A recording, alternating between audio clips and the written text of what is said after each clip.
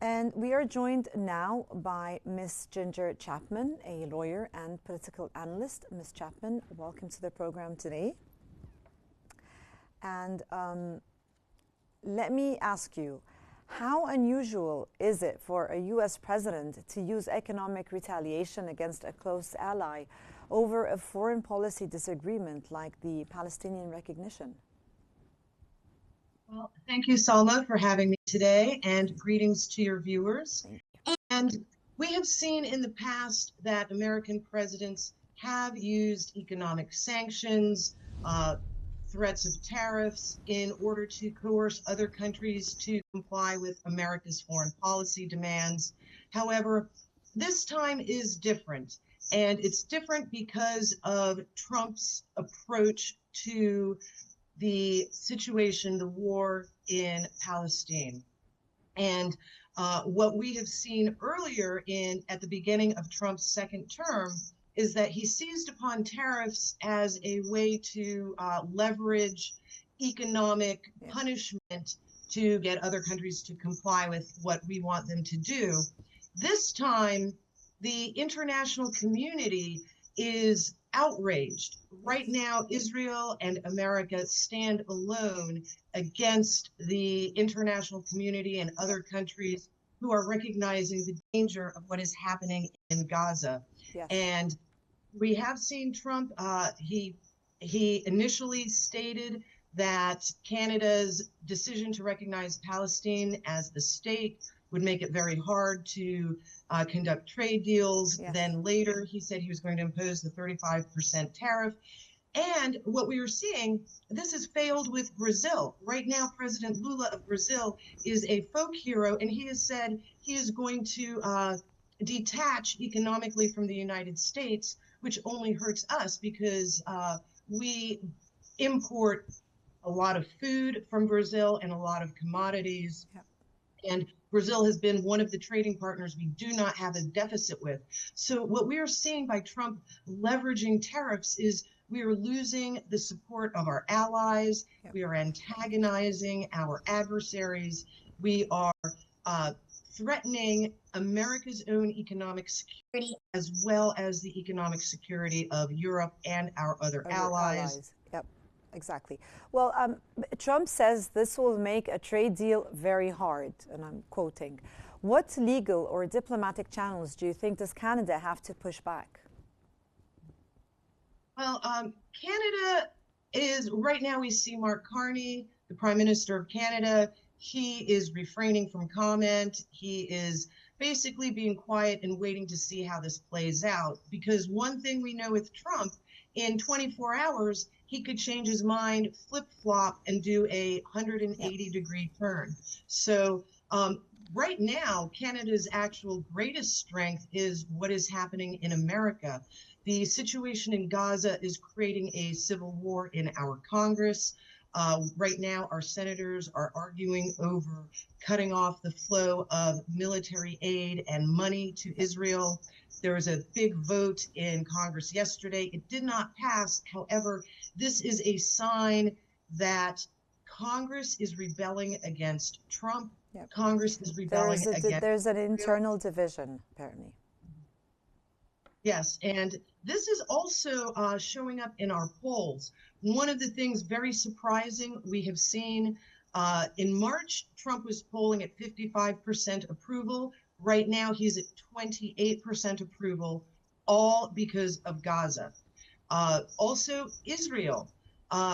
Several years ago, in 2019, Israel had a 75% approval rating with the American public. Right now, Israel has a negative 13% approval rating. They are dropping. The American people are turning against Israel. It's very generational. For example, the baby boomers, people over 65, they have a 55% approval rating for Israel. When you look at the younger people under 40, Israel's approval rating is going negative. And this is because of the images coming out of Gaza, the starvation, the killing, the luring of people to food in order to weaponize food. basically, we're seeing Israel slaughter Palestinians in Gaza. The American people are outraged. We do not want to be complicit in genocide. And more importantly, we see President Trump has become trapped. He appears helpless to do anything except the bidding of his big money Israeli donors, the Adelsons, Netanyahu. And we even see this conflict is coming up between Mike Huckabee, our ambassador to Israel. A week ago, he was complaining about Israel bombing Christian churches and killing Christians in the West Bank. He was complaining that Israel wants our weapons, they want our money. However, they do not want any of our Christians to come to Israel or have a say in their governance. And then again, this week, now he is saying, well, we still need to support Israel. So this is causing conflict and internal dissonance within the United States. I have long said Israel has the ability to tear apart the American government. And that is what we are seeing in the face of the slaughter and genocide in Gaza and the ethnic cleansing in the West. Ms. Chapman, do you think, in your opinion, this could be setting a dangerous precedent where trade is now used by Washington to police international recognition and diplomacy? One of the problems we have is that our Congress is in a disarray, and our Democrats are weak after the election. They're in a disarray as well. I would like to believe that Congress would not allow Trump to weaponize tariffs, to weaponize economic punishment, punitive measures. And what we're actually seeing is pushback from other countries. We're seeing countries such as I mentioned, Brazil, but now we're also seeing South Korea and to a limited extent, Japan. They're saying, why are we being bullied by America when we have other trading options? All we are doing is making organizations like BRICS and the Shanghai Cooperation Organization, they appear more attractive as the rest of the world makes economic arrangements and trade agreements outside of the United States. And this is a threat to the United States because, once again, America is an empire in decline. We are trying to cling to power. Our companies are trying to cling to profit, power, and primacy. And the world is changing. This is no longer 1992 with respect to the Soviet Union, and this is not even 2020 with respect to Israel's actions.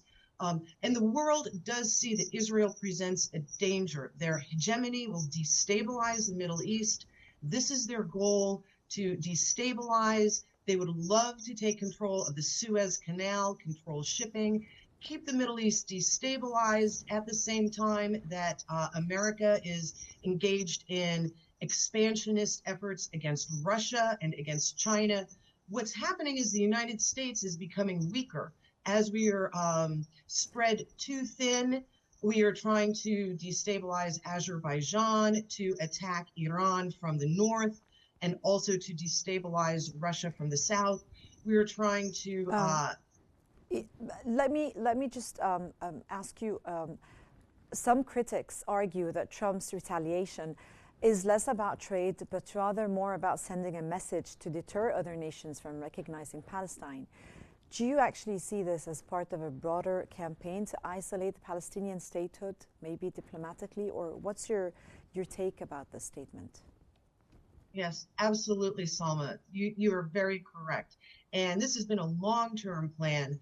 Americans are just becoming aware when we saw the riots at the universities, and then we saw the Israeli lobby try to pass anti-free speech laws to avoid criticism of Israel.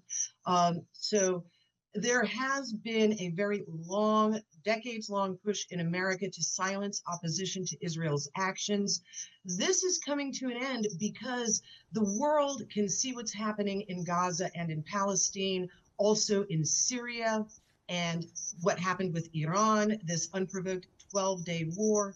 So Israel's attempts to silence the mainstream media in America are no longer succeeding. We do see the mainstream media trying to push the Israeli lines, such as Netanyahu saying there's no starvation in Palestine. However, now with the internet, everyone can see on their Yeah, cell phones absolutely. Yes. the video out of Palestine. So the world is changing. America is relying on very old uh, bullying, pressure, military and economic and political pressure. This is no longer succeeding. The world is waking up. American Um, citizens are waking up, um, and things are changing. But we're running well, out of time. yeah, because I'm literally running maybe out of time, but I'd like to ask you, what do you think might be the impact of the new tariffs in the North American supply chains and consumer inflation if this trade tariff does happen according to Trump with Canada? Americans are already burdened under high prices. We see our trading partners in Europe under high prices. This will not succeed. Trump has gotten out of control with the tariffs. They might have been a Do useful you tool. actually think it's going to take place, or it's just a maneuver? Is it going to I actually believe it's happen? a maneuver. He's trying to exert pressure. I believe this will fail because the world, other countries are unifying against economic pressure, and Americans' influence is waning. Trump is going to try to bully these other countries. Ultimately, he will not succeed because these other countries, France, Canada, England, they are finally stepping up to the plate. So the world is resisting, and Trump will have to change course. This will not succeed in the face of And, resistance from the and do you think world. with France and the UK echoing Canada's move, is the US becoming diplomatically maybe isolated in the West? We have been diplomatically isolated. It's the power of Trump's personality that he's been able to bully and force his way back into negotiations. However, we have a very chaotic approach. On the one hand, we are trying to hold ourselves out as honest brokers. On the other hand, we are also belligerent and using military, economic, and political force to get our way. So the schizophrenia and the conflicts within our approach are weakening us and strengthening the resistance of other countries. So once again, the world is changing. We are trying to bully our way, Absolutely. Yeah. have our way by force, but this will not succeed in the face of global events, in the face of what's happening in Gaza. Well, thank you so much, Ms. Ginger Chapman, and thank you for joining us today at In Focus.